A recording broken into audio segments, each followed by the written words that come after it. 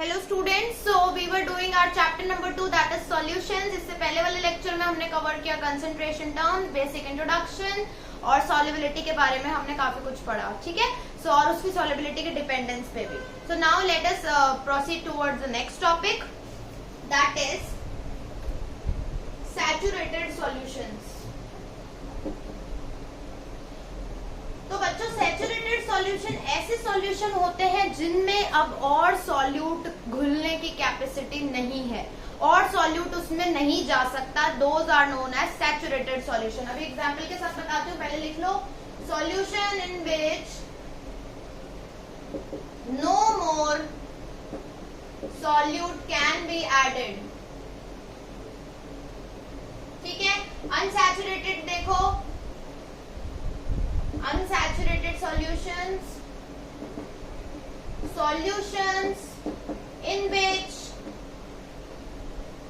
there is no capacity of addition of solute.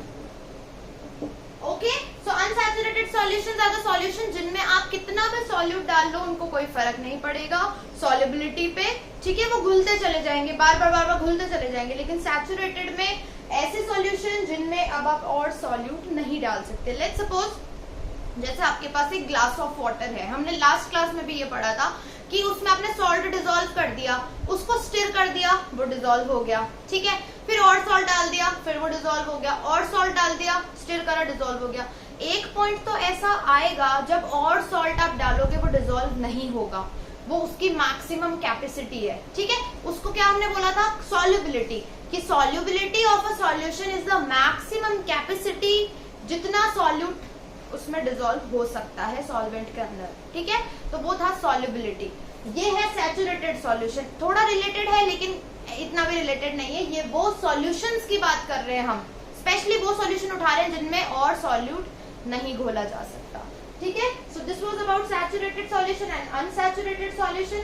अब हम बात करते हैं, तो मैंने बात करी थी कि सॉल्युबिलिटी जो है आपकी, that is the maximum amount of solute that can be dissolved in any solvent.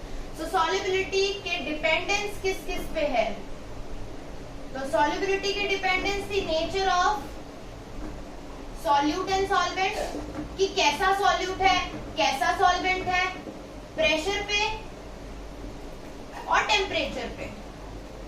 इन तीन चीजों पे सॉल्युबिलिटी डिपेंड करती है किसी भी सॉल्यूशन की। तो हमने नेचर ऑफ सॉल्यूट सॉल्वेंट तो देख लिया था कि जैसे और सॉल्वेंट ऐड कर दो, जो ग्लास ऑफ वाटर की हम बात कर रहे थे उसमें और पानी ऐड कर दो, है ना, तो थोड़ा और सॉल्ट उसमें डिसॉल्व हो जाएगा, फिर सॉल्युबिलिटी की रेंज बढ़ जाएगी और ज्यादा। उसको हीट कर दो तो और सॉल्युबिलिटी की रेंज बढ़ जाएगी। तो about this we have already talked. Pressure, तो if we are talking about solutions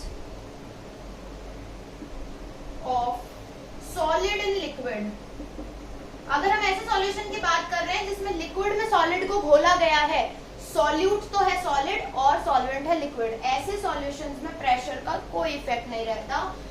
no effect of pressure. क्यों? क्योंकि सॉलिड और लिक्विड दोनों ही इनकॉम्प्रेसिबल होती है। Incompressible, solid and liquid are incompressible. तो इनकॉम्प्रेसिबल है तो प्रेशर कुछ कर ही नहीं सकता, उसका कॉम्प्रेस उसको कर ही नहीं सकता, क्योंकि इनकॉम्प्रेसिबल होते सॉलिड्स और लिक्विड्स दोनों ही। और यहाँ जो सॉल्यूशन बना है वो बना ही सॉलिड्स और लिक्विड्स का है, तो नो इफेक्ट ऑफ प्रेशर। बात करते हैं टेम्परेचर के इफेक्ट की। तो टेम्परेचर का इफेक्ट डेफिनेटली ऑब्जर्व होता है ऐसे सॉल्यूशंस में जिसमें सॉलिड इन लिक्विड वाले सॉल्यूशन की हम बात कर रहे हैं। कैसे होता है देखते हैं, you can note it down.